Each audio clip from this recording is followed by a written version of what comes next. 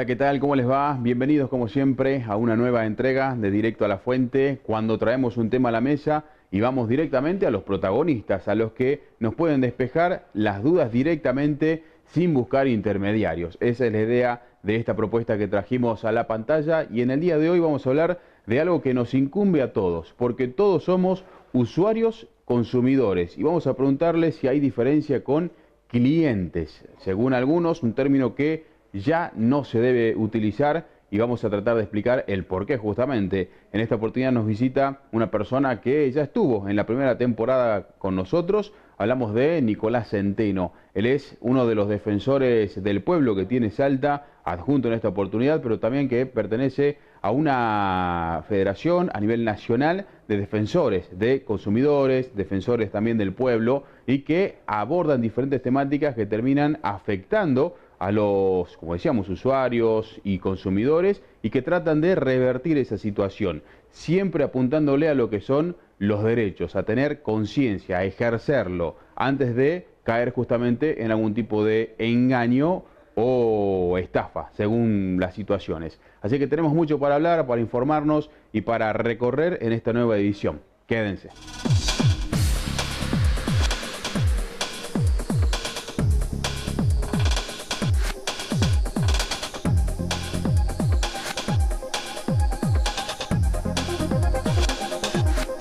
Bueno, como decíamos en la apertura, hoy nos visita una persona que en los últimos años se ha especializado mucho en lo que tiene que ver con defender al consumidor, defender al pueblo, al usuario. Nicolás Centeno nos visita en esta jornada. Doctor, primero, muchas gracias por venir.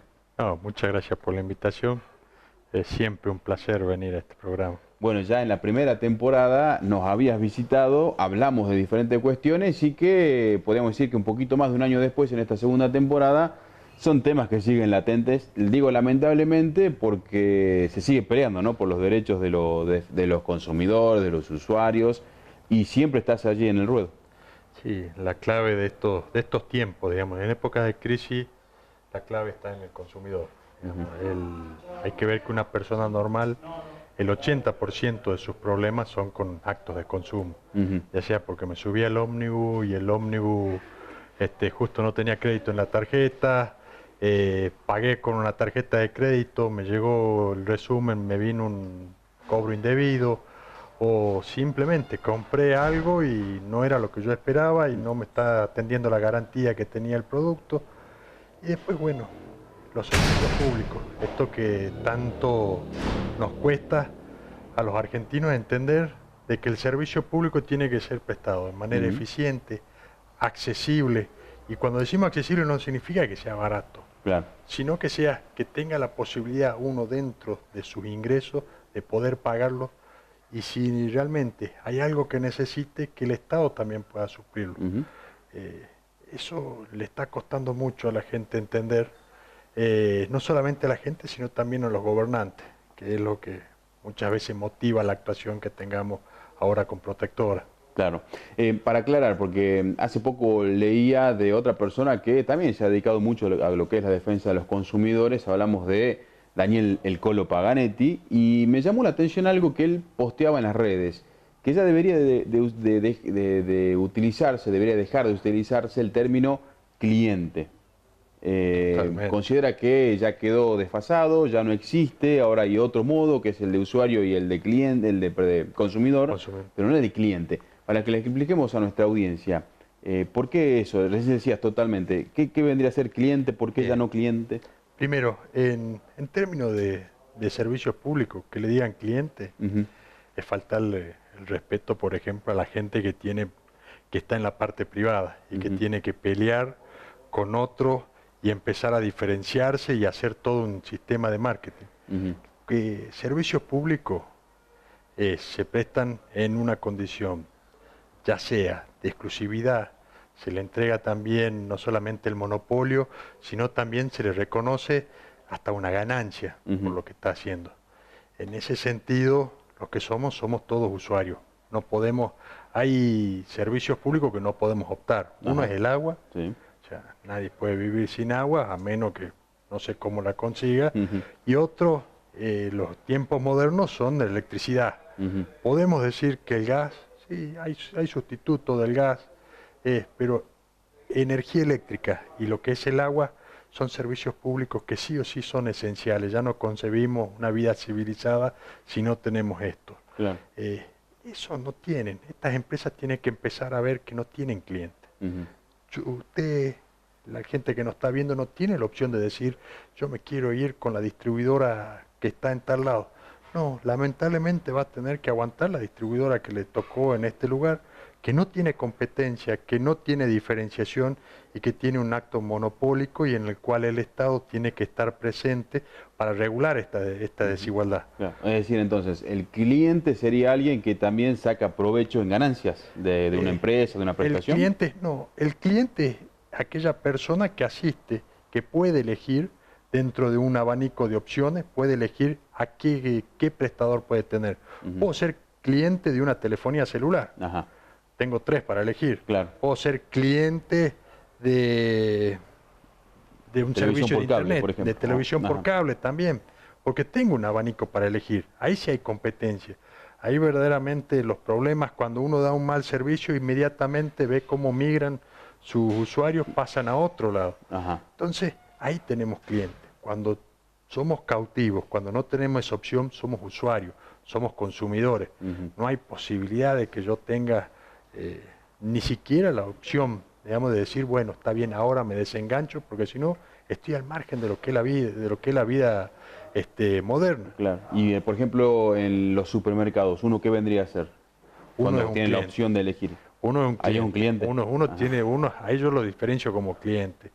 El término que me imagino que estaba usando el Colo, que también nos ayuda mucho también en esto de que es la defensa del consumidor, es con respecto a lo que muchas veces asistimos nosotros a la audiencia pública y nos dice, nosotros tenemos tantos clientes. Y uno dice, señores, ustedes tienen tantas familias que están cautivas con su servicio. Claro. Y lamentablemente tenemos que aguantarlo, y lamentablemente lo digo porque hay servicios públicos que se prestan hoy en Salta que son muy deficientes. Y son no solamente muy deficientes, sino que hasta nos hacen la vida un poco más difícil. O sea, vamos al caso del agua. El caso del agua se presta, hace ratito estuvimos con gente que está en el barrio Loma de Mereido, 5 días sin agua. La respuesta de la empresa fue, estamos con un problema, la verdad que aguanten un poco más porque ya lo vamos a estar solucionando.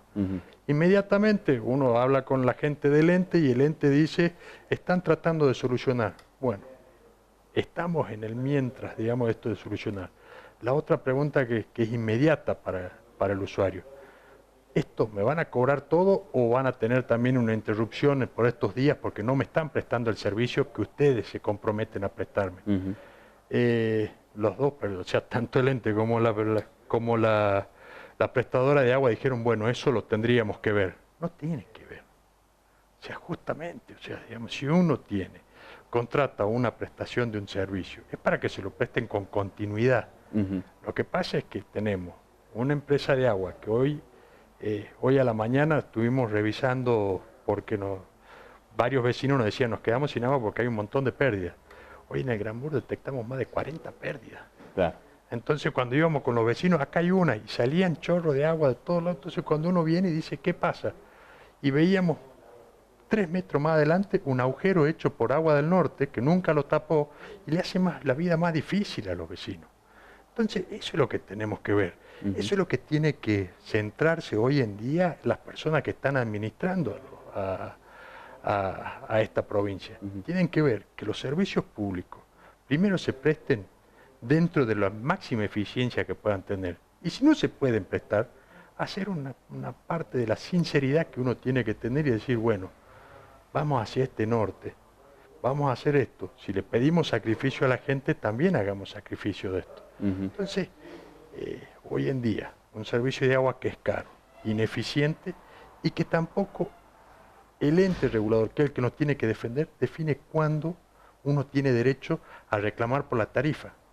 Claro. Entonces se encuentra en este corset que simplemente tengo que pagar siempre, pero no puedo exigir nada. Justamente en ese aspecto, hay tarifas fijas, como la del agua, por ejemplo, ¿no? Salvo el que tenga el medidor. para que a uno no le cobren en todo el mes y le hagan un descuento de los días u horas que han ido sumando sin el servicio, ¿no? ¿Cómo debería ser el trámite o cómo es en realidad el trámite actualmente? Mire, el primer planteo, o sea, ¿cómo iniciaríamos nosotros el planteo? El primer planteo entre la empresa que tiene el servicio, en este caso Agua del Norte. Daría, ya, dejemos ya de que sea por internet, por todas estas cosas, volvámoslo al papel.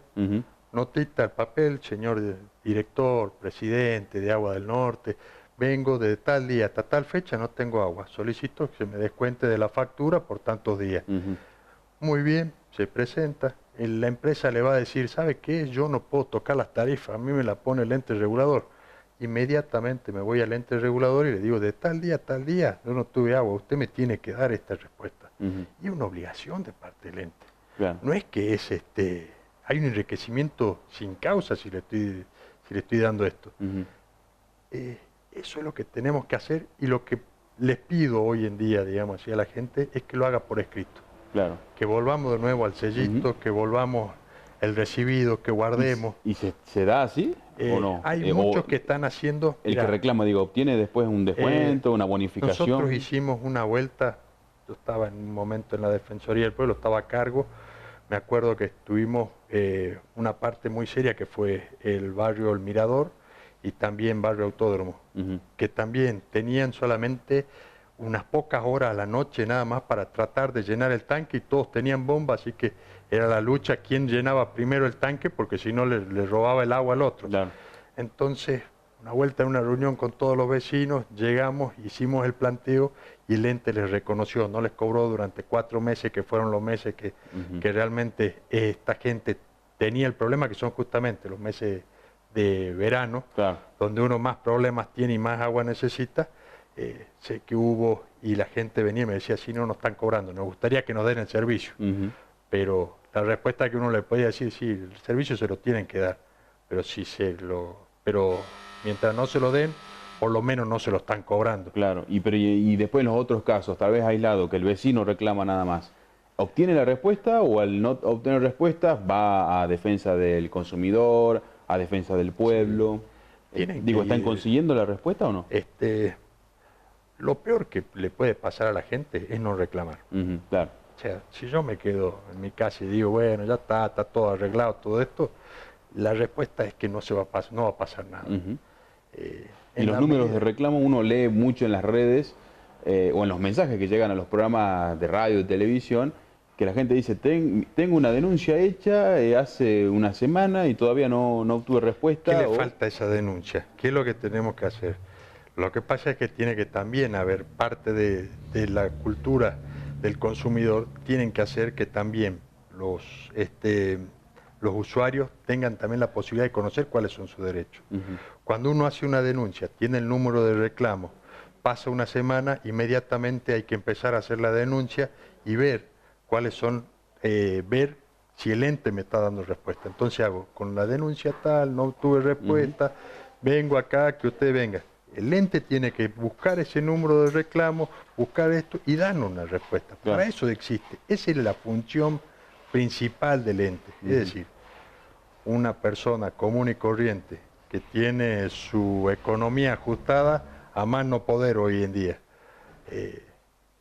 frente a una empresa, ya sea Agua del Norte o Edesa, que son empresas que tienen un montón de empleados, que tienen presupuesto, que tienen todo esto, el ente tiene que equiparar esa disparidad que hay entre una organización de capital, de trabajo, y frente a una familia que hace lo que puede para tratar, primero, de pagar los servicios, porque si no se los cortan, y segundo, después de exigirlo. Cuando llegamos a esto, evidentemente el más fuerte se lo va a terminar comiendo el más chico. Claro. ¿Y cuánta fuerza tiene en todo esto la Secretaría de Defensa del Consumidor, que depende del gobierno y que a la vez a quienes debería ir a reclamar por el usuario o el consumidor son empresas que tienen parte justamente de capital gubernamental, ¿no? ¿Tienen mucha capacidad de acción? ¿Cómo lo ves? Mira, venían trabajando bien. O sea, si bien Salta fue pionero en lo que es la Secretaría de Defensa del Consumidor, hoy día ya nos quedamos muy atrás. La segunda parte era establecer los juzgados de consumidores, en los cuales uno pueda ir y tener una justicia inmediata ante un juez, ante un imparcial y ante una persona que le pueda decir y decidir, no que hoy día, si no van a las audiencias que se están citando, lo único que tiene la Secretaría de Defensa del Consumidor se queda con un acta en el cual le hace una multa y el consumidor sigue en peores condiciones porque perdió tiempo. Claro. Se vio tiene un estado de indefensión y segundo, sabe que del otro lado nadie le responde. Entonces, ¿qué es lo que tendría que haber hecho inmediatamente? O sea, está bien, la Secretaría llega y hace todo lo que puede. Nos falta también la otra parte, nos faltan los juzgados, estos juzgados que sean rápidos, que sean expeditos y que pueda tener uno una respuesta con toda la fuerza de la ley, con toda la garantía que se le puede dar también a la persona que le estoy demandando. Es decir, no tengo la garantía de esto, voy a la defensa del consumidor, el importador, el distribuidor y el que me vendió nunca fueron a las audiencias. Y después yo tengo un hermoso aparato que me salió un montón de plata, que no sirve, que no lo puedo arreglar porque no tengo nadie que me lo arregle y me quedo en eso. Nos falta todavía seguir avanzando, nos falta que hagamos lo que hicieron las otras provincias, que avanzaron y pusieron juzgados del comercio.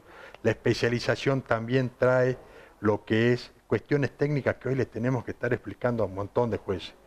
Nos pasa cuando tenemos temas como el gas, nos pasa cuando tenemos temas, ahora estamos con el tema de la luz. Los jueces no saben que primero que la ley del consumidor es de orden público, o sea que no pueden dispensarle y decir, che, no, esto bueno, lo dejamos de poner, no es tan así, el derecho civil acá lo interpreta de esta forma, no, es de orden público. Segundo, lo que tiene es un principio protectorio del consumidor. La duda está a favor del consumidor y siempre tiene en la parte, en esta que es una relación, la relación más débil es justamente el consumidor, es al que tiene que proteger la justicia. Claro. Bueno, nos queda mucho para hablar, tenemos que hacer una pausa y ya volvemos. Hoy estamos con Nicolás Centenos, que enseguida vamos a enmarcar a la gente actualmente en qué lugar te pueden encontrar con la trayectoria que venís teniendo. Pero tenemos mucho más para hablar. Ya volvemos.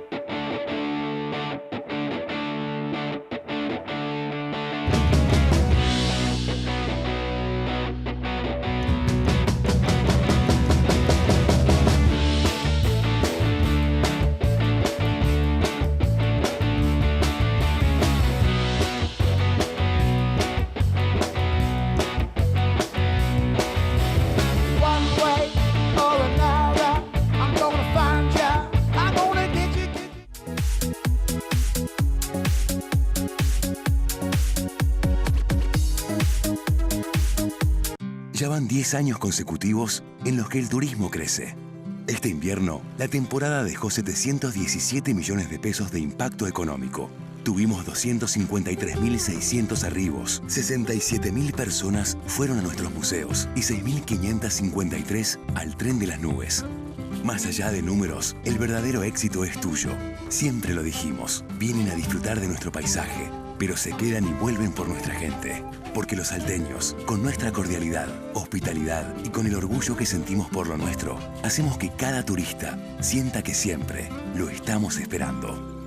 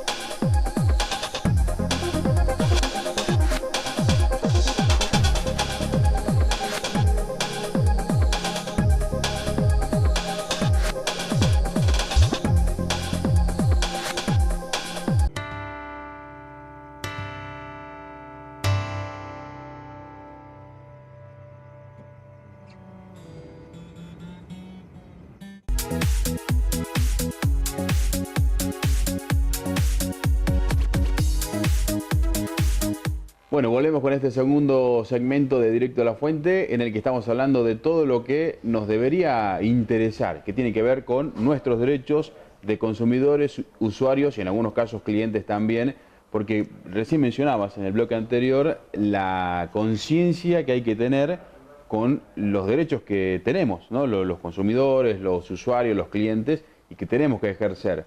Se nota todavía que hay mucho desconocimiento y por ahí la gente, como decías, como que dice, bueno, lo dejo así nomás, ya está, son unos cuantos pesos, o no voy a ganar nunca esta batalla y la dejan, ¿no?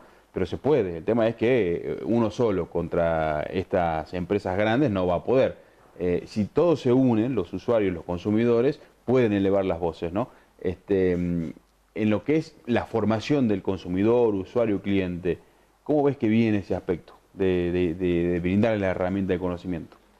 Mira, si hacemos una retrospectiva y veamos a 5 o 6 años atrás, se nota que está avanzando. El tema del consumidor han tenido fallos también importantes. Los consumidores acá en Salta han visto cómo cuando se ponían atrás de una causa y había que pelearla y tenía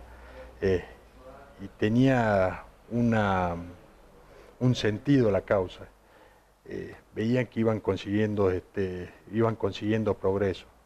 Quizá uno sé que somos muy ansiosos, yo soy muy ansioso también, ya estoy peleando, quiero pelear la que viene, ¿no? Y por ahí uno tiene que empezar a decir, bueno, esto se construye como las pirámides, ladrillo por ladrillo, pero por ahí cuando uno pone un ladrillo no se nota en todo lo que es la inmensidad que está construyendo. Vemos que la gente está más informada, ayuda mucho también los medios en la forma de que están difundiendo, ayudan las redes sociales. Nosotros mantenemos, es más, hasta mi Twitter personal, hay mucha gente que te hace consulta por mensaje privado. Trato de contestar a todo. La verdad que ya cuando uno se toma el trabajo de mandar un mensaje privado, ya decís, bueno, ¿cómo no lo vamos a contestar? Y muchas cosas se solucionan, gracias a Dios, por ahora fácil. Hay muchas cosas que por ahí uno tiene un problema y está trabado. Por ahí uno que tiene un poquito más de cancha, digamos, claro, en esto, dice, no, hay un organismo que es tal que te puede dar una mano. Y por ahí el 90%... Claro, y poder encaminar esos reclamos, exactamente, ¿no? Por ahí el 90% de las consultas terminan en muchas cosas así, en pequeñas indicaciones que por ahí uno no le toma importancia, pero para las personas en el momento justo le ahorra mucho tiempo. Claro. Decíamos recién, fuiste en su momento defensor del pueblo de Capital, es el cargo que tiene jurisdicción, pero en su momento atendías reclamos de otras localidades de la provincia de Salta, ¿no? Hasta regional también me habías comentado que a veces había casos de Jujuy que también podías llegar a asesorar o abarcar. Después pasaste a ser el defensor del pueblo adjunto y ahora estás trabajando también todavía vinculado con toda esta experiencia en diferentes grupos que tienen que ver, ¿no?, con la defensa del consumidor, que compuesto por, me decías, asociaciones civiles intermedias. Sí, estamos ahora en Protectora. Protectora es una asociación de defensa del consumidor que nació en Mendoza. Hoy en día debe ser una de las más grandes del país. Tiene también, es una fuerza que excedió ya lo que es la asociación civil y se conformó en una fuerza política. Es decir, hay un partido, hoy en día podemos decirlo que hay un partido de los consumidores que se llama Protectora, hay un diputado nacional que se llama José Luis Ramón, es una persona que yo terminé siendo amigo. El tema es que estamos trabajando para que Mendoza también tenga, o sea, otras provincias ven lo que se hizo en el gas en Salta, que partimos de muy atrás, y hoy en día no están las cosas en 10 puntos, pero estamos 8. Claro. Ahora, todo esto de la Protectora que mencionabas recién y los diferentes grupos que buscan defender a los consumidores, usuarios y clientes, ¿esto se da en el marco de la falta de un defensor del pueblo nacional? Yo me acuerdo que en mi adolescencia había un defensor del pueblo nacional que hacía conferencias televisivas, ¿no? Y hablaba de un tema, te explicaba. Bueno, por supuesto yo en la adolescencia por ahí no le prestaba mucha atención, pero me acuerdo de él en pantalla. Después creo que se retiró, se jubiló, sí, y de ahí no se ocupó más. No, lo que pasó fue Mondino hizo política, no llegó. Después vino Anselmo Cela, que también renunció para hacer política, y el último que tenía, digamos, fue Carlos Hakim, que es vicegobernador en Tucumán. La verdad, eso es un problema que tiene, yo creo que la gestión ya de Macri. Si bien hay una deuda de casi más de 9 años en los cuales no se ha designado un defensor del pueblo de Nación, los consumidores estamos pidiendo que se designe este defensor del pueblo. ¿Y cómo es que se designa ese defensor del pueblo nacional? El defensor del pueblo nacional, el año pasado terminamos prácticamente, ya teníamos una terna. Hay un concurso público nacional en el cual lo van presentando, distintas bancadas van promoviendo a algunas personas. Esto después termina entre todas las personas que se postulan o que la postulan, termina siendo aquellas personas que reúnen la mayor cantidad de adhesiones y votos dentro del Congreso, terminan siendo en una terna. De esa terna hay una ponencia que es muy importante, en la cual establecen cuáles iban a ser los criterios que iba a tener la Defensoría para los próximos 5 años, porque duran 5 años en su cargo, y después viene la elección. Las 2/3 partes del cuerpo se tienen que poner de acuerdo en la designación de un juez, de un defensor del pueblo. ¿Y no se da por qué? ¿Por eso? ¿Porque no se ponen de acuerdo? No se da por eso. ¿O conviene no tener un defensor del pueblo? Y en estos momentos conviene no tener. No le convino en su momento al kirchnerismo, ahora me parece que el macrismo también. Si bien llegó un poco más lejos, o sea, digamos, llevó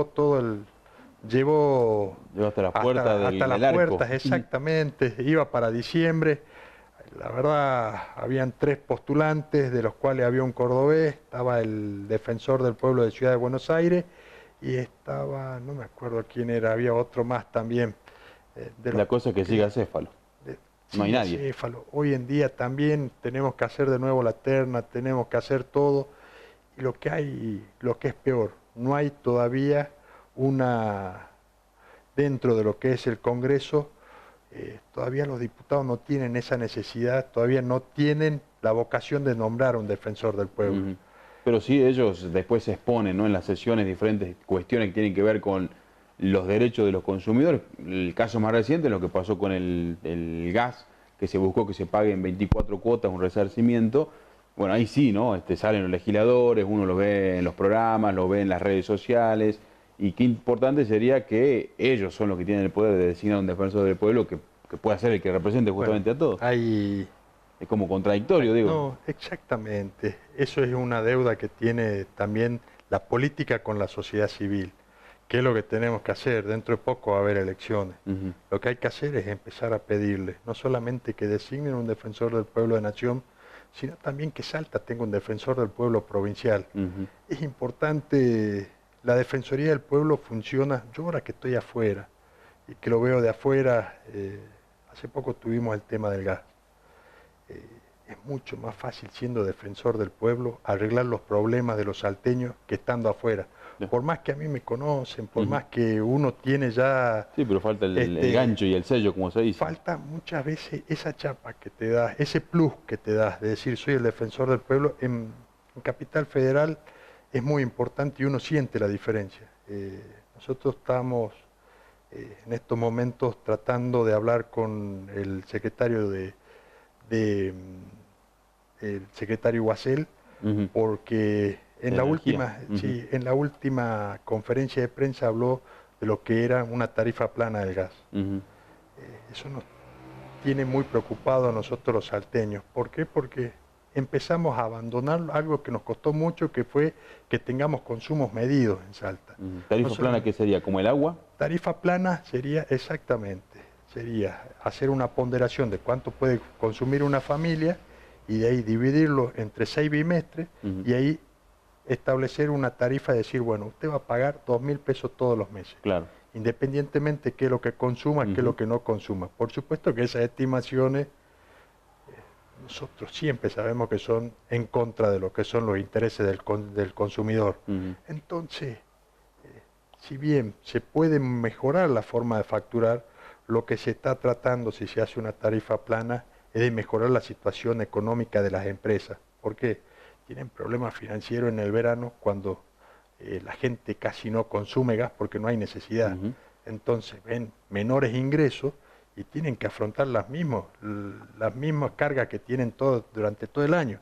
Tienen aguinaldo, tienen que pagar también los sueldos con menores ingresos, y eso le produce no un desbalance financiero, no económico, porque en el año calendario terminan ganando. Claro.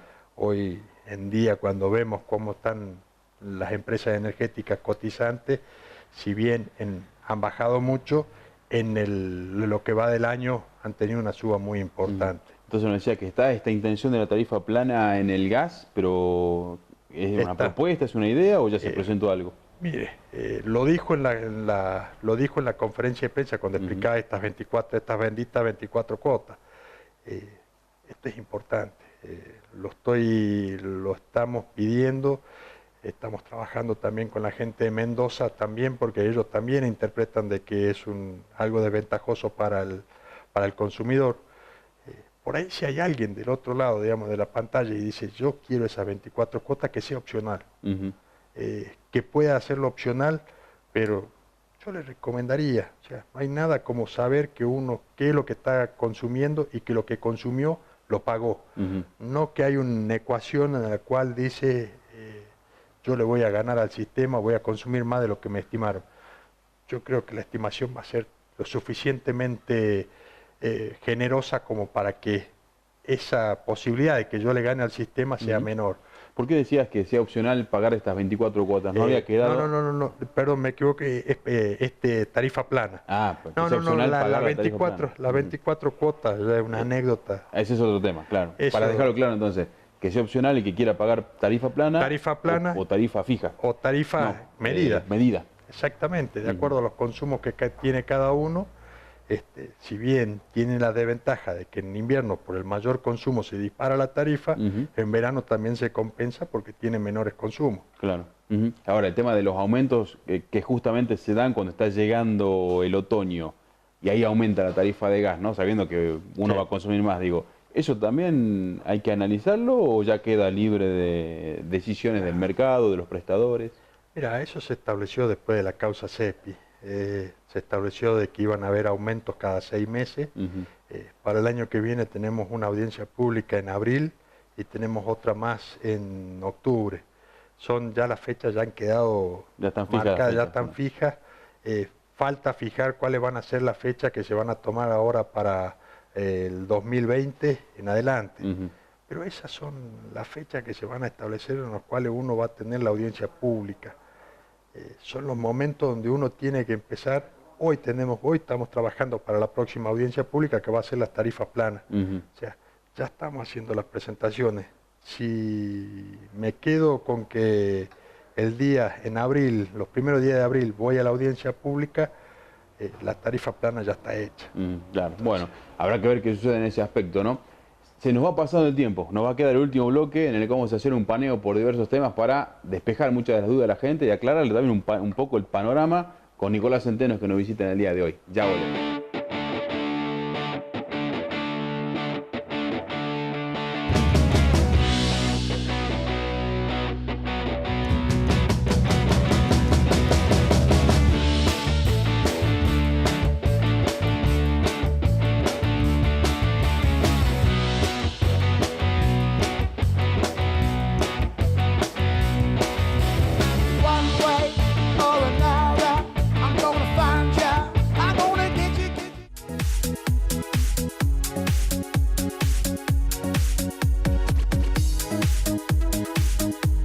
Ya van 10 años consecutivos en los que el turismo crece. Este invierno, la temporada dejó 717 millones de pesos de impacto económico. Tuvimos 253.600 arribos, 67.000 personas fueron a nuestros museos y 6.553 al tren de las nubes. Más allá de números, el verdadero éxito es tuyo. Siempre lo dijimos, vienen a disfrutar de nuestro paisaje, pero se quedan y vuelven por nuestra gente. Porque los salteños, con nuestra cordialidad, hospitalidad y con el orgullo que sentimos por lo nuestro, hacemos que cada turista sienta que siempre lo estamos esperando.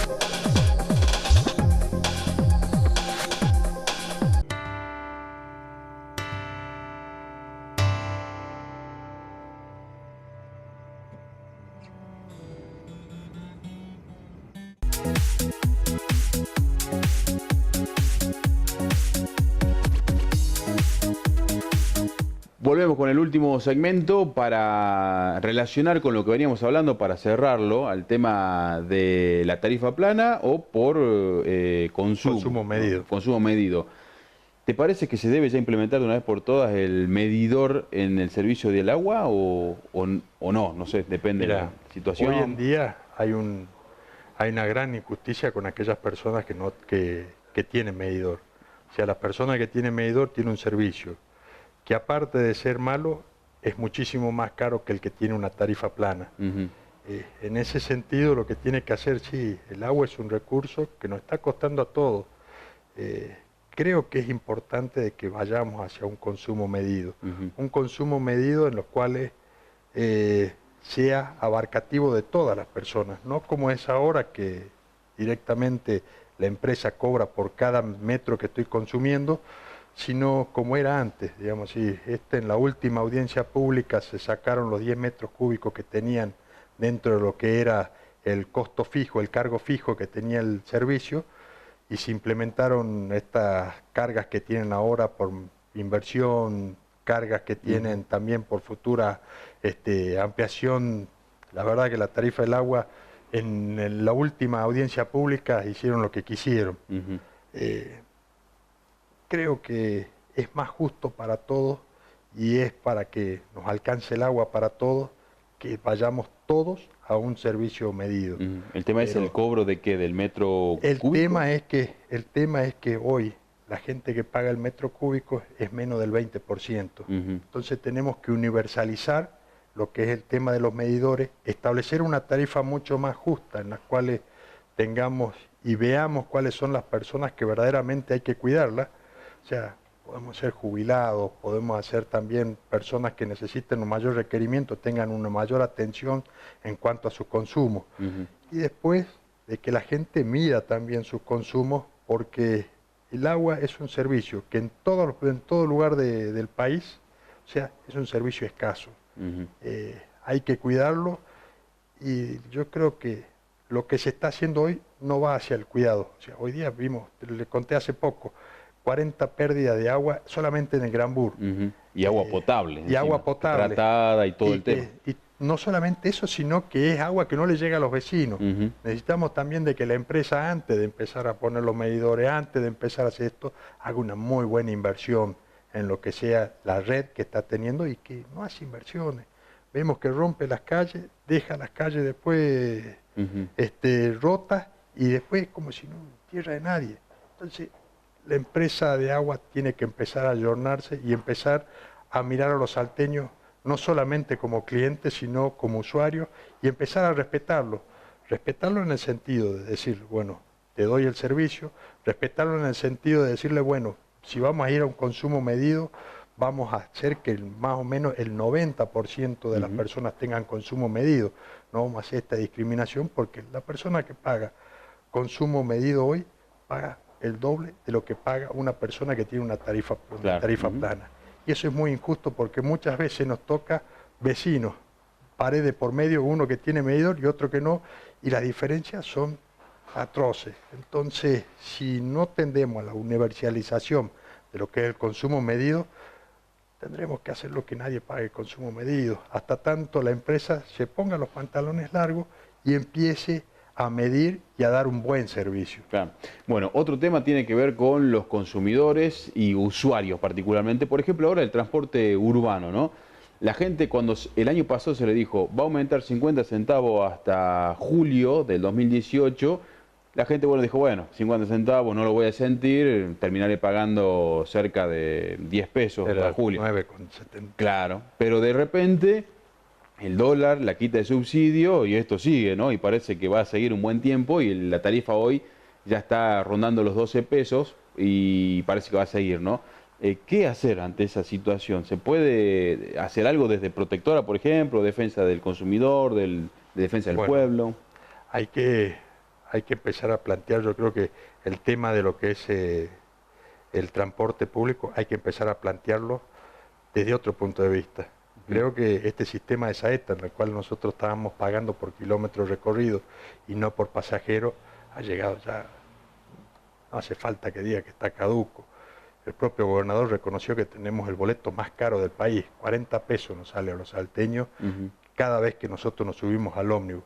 Es decir, va allá de los 12 pesos que a nosotros nos cuesta pagar. Sí, el Estado pone el otro. Exactamente, está el Estado provincial poniendo 28 pesos atrás de cada vez que yo me subo. Entonces, tenemos que empezar a pensar que hay un servicio que no es eficiente, que no solamente no es eficiente, sino que es muy caro y que también lo pagan todos los salteños. Es profundamente injusto, lo paga la persona que vive en Tartagal, paga Saeta de Salta para que los salteños viajen en ómnibus. Hay que empezar a poner como era el transporte en antes, en otros lugares. Y esto es pensando de que el transporte tiene que poner la prioridad justamente en el usuario. Es decir, que el transporte busque a los usuarios, no que simplemente le dé lo mismo al empresario que su ómnibus vaya dando vuelta por todo Salta, lleno o vacío, con tal le van a pagar por lo que diga el GPS. Tiene que haber un cambio de concepción. Un cambio de concepción, esto va a traer también, quizás, empezar el Estado a ver cómo distribuye esa plata. En época de crisis hay que agudizar los sentidos. Y en este sentido, Saeta nos está costando muy caro a los salteños. Y en este aspecto, ¿qué opinás del pase libre? Porque si bien beneficia a mucha gente que no pone la plata para pagar, pasa libre justamente, pero ese dinero que dejó de percibir el Estado, lo empezó a poner, ¿no? Con el subsidio justamente. ¿Crees que debería reverse el pase libre? Tal vez a los que hoy son beneficiarios, cobrarle un poco, un poquito o todo. Mira, o sea, es que una de las máximas aciertos políticos que tiene el gobierno de Urtubey fue el pase libre. Esto es opinión personal. La posibilidad de que cada salteño pueda viajar, digamos, cada estudiante salteño pueda no tener esa limitación de viajar y de ir hacia el colegio en forma gratis es una política de Estado. Es una apuesta fuerte a la educación y es una inversión que hacemos todos los salteños. Eso es un tema de política. Lo que hay que tratar de hacer es justamente que el sistema se vuelva amigable también con todas las personas. Este sistema en el cual nosotros pagamos los kilómetros es lo que nos está llevando a que tengamos frente a Jujuy. Jujuy no tiene subvencionado el transporte, es privado, eran como las líneas antes, donde tiene un empresario, tiene una línea, un corredor, y en el cual él tiene que ver cuándo cambia la goma, cuándo cambia los ómnibus, cuánto le paga a los choferes, todo, y está en el orden de los 12 pesos. Claro, pero ahí varía la tarifa del abono, según cada empresa. Exactamente, va variando de acuerdo a la distancia que tenga cada uno. Claro. Nosotros tendríamos que empezar a pensar de que Saeta ya prestó los servicios suficientes y hay que empezar a pensar en el futuro. El pase gratis, por ahí podríamos ver en el tema de jubilados, hay algunos jubilados que cobran un poco más de la mínima, que puedan tener ayornar cuál es este subsidio, dárselo equipararlo a lo que son los subsidios nacionales, que son bastante amplios, quizás restringirlo en ese sentido.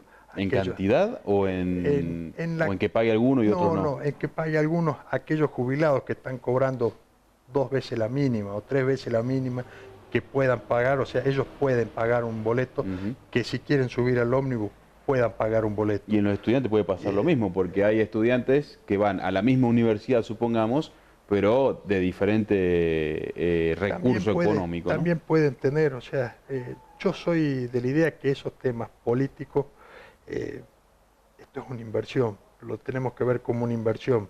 Faltaría también de que hagamos la inversión en educación también. La verdadera inversión en educación vendrá también por la revolución en los cuales uno pueda asistir, elija, en vez de ir a una escuela privada, ir a una escuela pública y que tenga el mismo nivel de excelencia que tiene la escuela privada. Claro. Eso es lo que nos faltaría para hacer totalmente y decir uno, la verdad, es una gran inversión la que estamos haciendo los salteños. La próxima generación va a ser mucho mejor que la que estamos.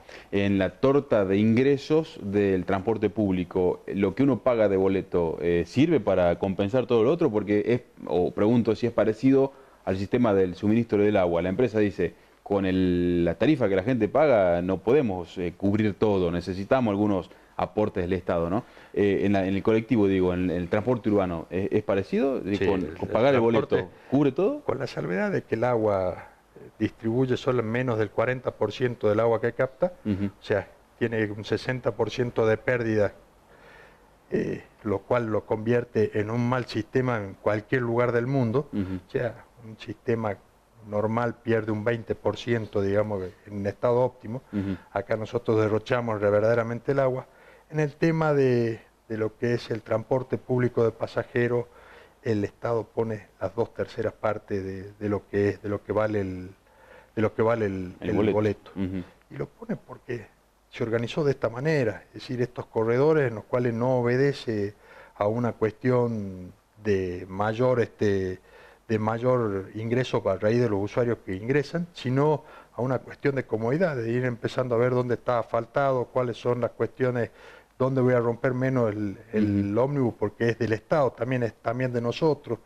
Entonces hay que empezar a pensar, creo que ya llegó el momento de empezar a decir, eso cuando nosotros decíamos, estábamos en la última vez que fui en la audiencia pública, le dije, Salta tiene el boleto más caro, todos me dijeron, no, tenemos el boleto más barato de todos, sí, lo que pone la gente, pero lo que ponen todos los salteños, la gente que vive en Iruya, la gente que vive en Tartagal y que vive en la Candelaria, que ponen para que los salteños viajemos, es importante. Y nosotros tenemos que administrar para que ellos reciban la parte y no seamos solamente los beneficiarios los salteños. Hace poco leía justamente que se criticaba que el boleto en Salta vale $1. En realidad, es lo que más o menos estás diciendo. Pero eso es lo que vale. O sea, lo pague yo como usuario o lo pague el usuario y el Estado. Porque a alguien le estoy quitando. O sea, el Estado está sacando plata para ponerlo en educación para que yo viaje. Entonces, algo está mal. Y la empresa es la que se lleva el 100%. En definitiva, el ingreso del boleto y el ingreso del subsidio. Hay que transparentar también el tema de Saeta, hay que transparentarlo. Siempre tuvo la duda de cómo se distribuye esa plata, porque Salta también tiene una red bus que es mucho más cara que la tarjeta SUBE y que cumple la misma función, siendo que la tarjeta SUBE es federal y la red bus es solamente para Salta. Importante, hay que empezar a transparentar esto y bueno, los salteños tendremos que empezar a ver que estas cuestiones que son las del día a día, que son las que verdaderamente nos mejoran o nos empeoran el día a día, tenemos que empezar a pensar y ver a quién le damos la confianza para que nos gobierne los próximos 4 años. Estas son las cosas que están en la palestra ahora. Hay que tratar de solucionarlas. Si seguimos aplicando los mismos ingredientes, el postre va a ser siempre el mismo. Hay que empezar a mezclar otros ingredientes y a poner otros para que tengamos algo distinto y que sea más inclusivo y en definitiva sea que se pueda prestar a mayor cantidad de gente sin afectar tantos recursos de los salteños. Claro. Bien, y otro tema para tocar tiene que ver con los precios. Se implementa en los supermercados y demás, el precio de la canasta, ¿no? Precios cuidados, intentaron retomarlo, ya se criticaba que antes no tenía mucho éxito, que la gente no los compraba porque o no había o porque eran productos de muy baja calidad en general, ¿no? ¿Cómo lo ves actualmente el tema este de precios cuidados, de que en este caso el cliente cuando va a un supermercado encuentre sus productos, encuentre todo, encuentre gran variedad? Es difícil, la parte esa uno no puede pensar de que la economía del hogar va a pasar por los precios cuidados. Son importantes a los fines de determinar cuál es un ancla en el precio, es decir, en estos momentos donde uno va y camina y dice, veo un queso, el kilo de queso a 150 pesos y hace una cuadra y lo ve a 98 pesos.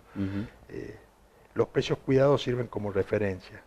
Son buenos en la medida que dan la referencia de cuánto puede tener un valor cuando tenemos estas épocas de inflación.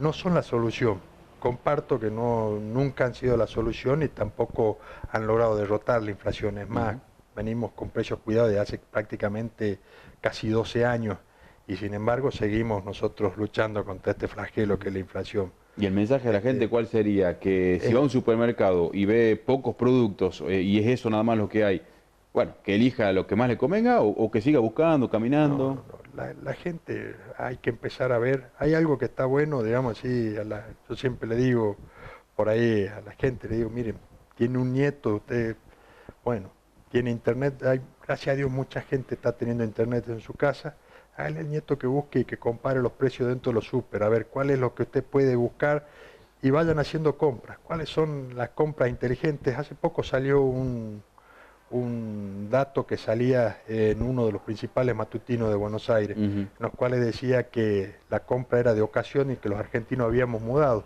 de ciertas marcas a segundas marcas y hasta terceras marcas, en las cuales buscando siempre lo que era el costo-beneficio. No hay que tenerle miedo a las segundas y terceras marcas. Si probé y me gustó y veo que estoy conforme, vamos para adelante. Busquemos, saquémonos los prejuicios de que hay algunas marcas de que no, porque es de tal lugar o es de tal otro, claro, es lo que se dice, ¿no? A veces uno termina pagando más la marca que el producto, ¿no? El nombre, la chapa, digo. Lo que pasa es que también influye mucho la publicidad, en los cuales cuando uno está viendo un partido de fútbol y empieza publicidad, lo invade publicidad, inconscientemente después a la hora cuando va al súper, busca eso. Busca lo primero que le viene a la mente, claro, esta marca era la que sale en tal lado. O esta es desconocida, por la duda no la compro. Por la duda no la compro. Por ahí hay que ver también, por ejemplo, en lo que es lácteos, muchas de las empresas lácteas de primera línea tienen segundas marcas que la hacen en el mismo lugar, con la misma calidad y con los mismos controles que la primera marca, nada más que se llama de distinta manera. Por ahí hay que ver de dónde, quién es el que lo está, quién es la empresa que los hace, para ver que realmente estamos comprando el mismo producto, nada más que en uno con un poco menos de marketing. Claro.